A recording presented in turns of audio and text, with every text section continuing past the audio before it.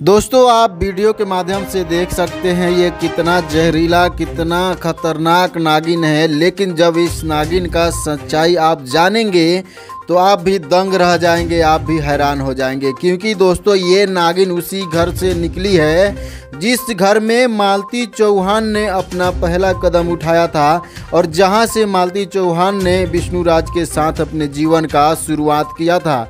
और इस नागिन के मुंह पे एक लड़की का चित्र भी दिखाई दे रहा है, जो कि साफ तौर पे दिखाई दे रहा है, जो कि हम आप सभी को वीडियो के अंत में दिखाने वाले हैं।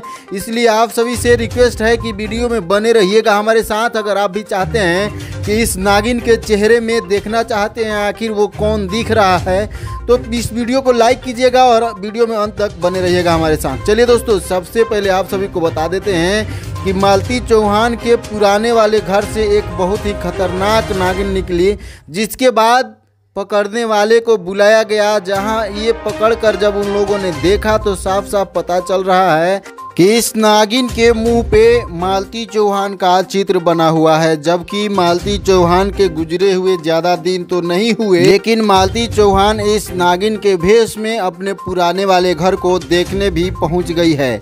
दोस्तों आप सभी मालती चौहान से जुड़ी खबर देखने और जानने के लिए चैनल को सब्सक्राइब कीजिएगा और वीडियो को लाइक ज़रूर कीजिएगा।